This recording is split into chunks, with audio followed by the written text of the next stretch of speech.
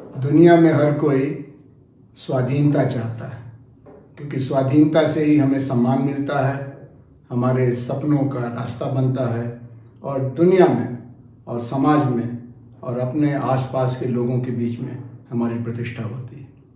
आज 9 अगस्त को भारत के हर स्त्री पुरुष के लिए यह याद करने का दिन है कि आज ही के दिन 1942 में हमने इंतज़ार करते करते करो या मरो का नारा देते हुए अपनी आज़ादी की तलाश में लंबी छलांग लगाई थी और उसकी कीमत भी चुकाई थी। 9 अगस्त 1942 के भारत छोड़ो आंदोलन में कम लोगों को याद होगा कि कम से कम 50,000 लोग बलिदान हुए। 50,000 लोग, 250 से ज़्यादा रेलवे स्टेशनों को क्षति पहुंची, 2,500 से ज़्यादा जगहों पर सार्वजनिक संपत्ति और जनता का आमना सामना हुआ। कम से कम पूर्वी भारत में बंगाल और उड़ीसा में, पश्चिम भारत में महाराष्ट्र में और उत्तर भारत में संयुक्त प्रांत के बलिया में देश के नागरिकों की ताकत ने अंग्रेजों के झंडे को उतार के तिरंगा लहरा दिया और 1947 आते आते हमको स्वराज मिला। इसका सीधा मतलब यह है कि बिना कठिन परिश्रम के, बिना अपनी पूरी ताकत लगाए स्वराज मिलता नहीं है। और उससे भी ज़्यादा सच है कि बिना अपनी पूरी निष्ठा से लगे हुए स्वराज बचता नहीं है।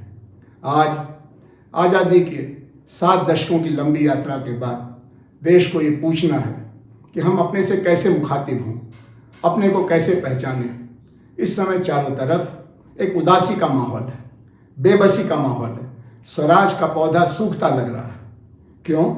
क्योंकि चारों तरफ 5 सवालों को लेकर के रास्ता तलाशने की बेचैनी है। दवाई बीमारी से बचने के लिए, कमाई कोरोना से पैदा लॉकडाउन और बाकी मंदी से निकलने के लिए, पढ़ाई हर घर में बच्चों से लेके जवानों तक के भविष्य को बनाने के लिए, महंगाई हर एक को अपनी ज़रूरतों को ईमानदारी से पूरा करने से रोकती हुई, और रिहाई यानी जो आवाज़ दे उसकी जगह जेल में बने।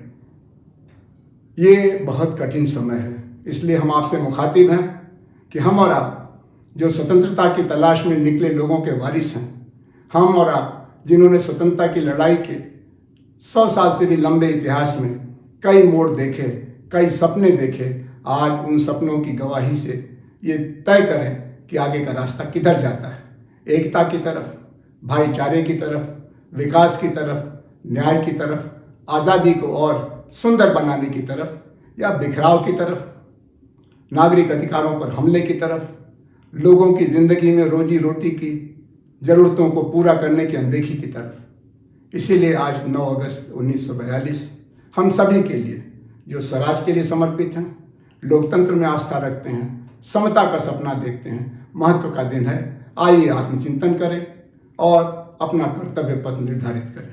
बिना अपनी सक्रियता के, हर एक की निजी जिम्मेदारी के स्वतंत्रता का इतना विराट राष्ट्र का सपना कैसे बचेगा, कैसे पूरा होगा, कैसे आगे बढ़ेंगे। इसीलिए ये ज़रूरी है कि हम दूसरों की तरफ देखने के पहले आज अपनी तरफ मुखातिब हों और देखें कि हम क्या कर रहे हैं। क्या हम उदासीन हैं, क्या हम तटस्थ हैं, या हम सरोकारी हैं और हम सक्रिय हैं। सक्रियता से हमारे सपने बचेंगे, हमारी आने वाली पीढ़ियों के लिए हमारी जिम्मेदारी पूरी होगी। तटस्थता से न सिर्फ भविष्य बल्कि वर्तमान भी धुंध से भर जाएगा, हताशा से घिर जाएगा और फिर हम एक पराजित समाज के निवासी और सदस्य माने जाएंगे। ऐसा नहीं होना चाहिए। हमें अपनी स्वतंत्रता को बेहतर बनाना है, अपने लोकतंत्र को और सार्थक बनाना है और लोकतंत्र स्वतंत्रता के जोड़ से देश के ज़रूरतमंद लोगों को, जो 80 करोड़ से भी ज़्यादा हैं, उन 80 करोड़ लोगों की ज़रूरतों का वास्ता देते हुए हमें बाकी देश को जोड़ते हुए आगे बढ़ना है। यही आज 9 अगस्त 1942 के करो या मरो के आह्वान का अर्थ है।